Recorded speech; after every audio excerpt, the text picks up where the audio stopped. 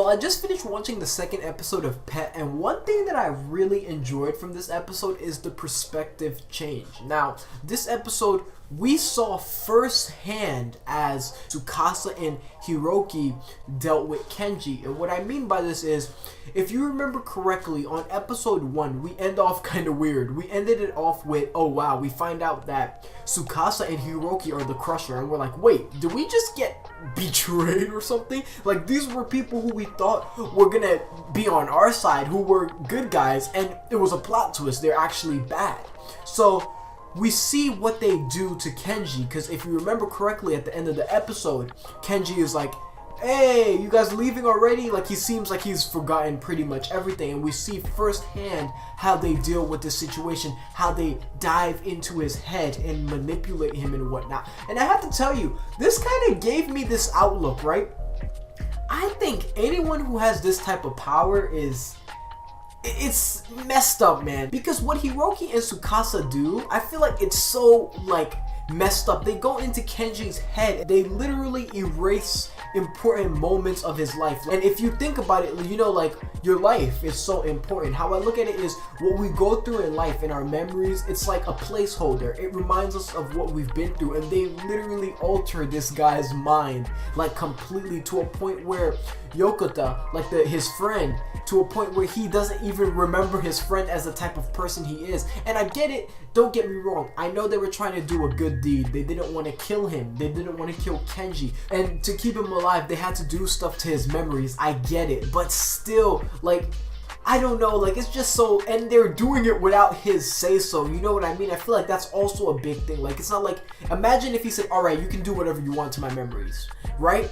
But he didn't. Like, they just went in his head and just straight up messed with it, you know? And I think that's so messed up at the end of the day. Also, like, a big thing with this episode, that boy in the beginning of the first episode, who was having the issues, we see him. I mean, we saw him last episode, but I don't remember his name, so I can't tell you his name. But the dude with blonde hair that's with Katsuragi, with the mafia boss looking guy who's always in the suit, the dude with the blonde hair and the piercings, that is the boy from last episode, from the beginning of last episode. So pretty much they took him under their wing. As he matures and gets older, he learns how to use his ability to its full potential, and he can also go inside people's heads. And honestly speaking, I can't stand Katsuragi. I can't respect him. Like, the type of person he is, he gets no respect in my books. I mean, because, like, straight up, he tells us, alright, I'll let you guys do what you want to do. Then he comes back and tries to interfere. Like, he said, alright, I'll let you guys handle this. Then he comes back like, yo, I'ma kill him. You know what I mean? I can't stand that. Like, I'm like, bro, are you kidding me?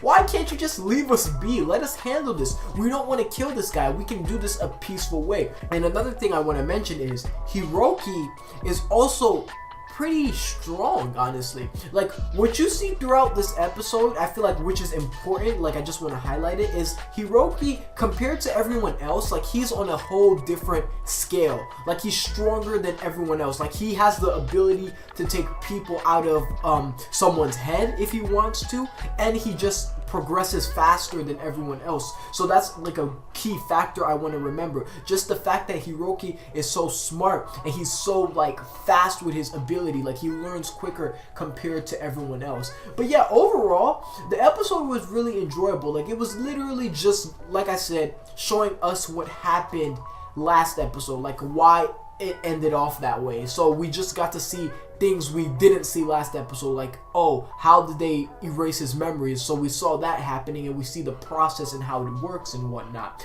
and how you do it. And another thing I've been thinking is, whenever you use that, you know, state of mind, right, and you go into people's heads, it leaves the crushers or the mind readers, it leaves the people who are going in your head vulnerable. So, like, if you think about it, let's say if I were to go in your head, it leaves me vulnerable. So if someone else comes out, they can kind of affect you. I think they can kill you or something like that. I wonder if we'll see something along those lines, to where, you know, someone's obviously trying to manipulate this person's mind, and then he gets hurt or harmed from, like, the outside, like someone harms his body. And what happens when they harm your body from the outside? Like, are you stuck in this person's head now, or do you just like completely erase, you know? know? So like there's so many questions that I have so far. I like the episode, very informative. It's good to see the other side, and yeah, I like the characters now. Just getting to see them like not wanting to kill Kenji, I respect that, because I was thinking like the whole time there were these, you know,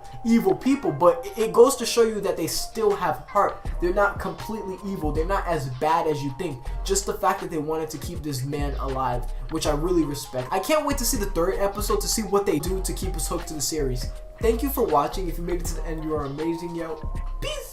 Yo, how about the bat, no Bessie, I take the wheel, no taxi, I move too fast, can't catch me, She move too fast, she nasty, what? All of these niggas be the drag queens, bad things happen.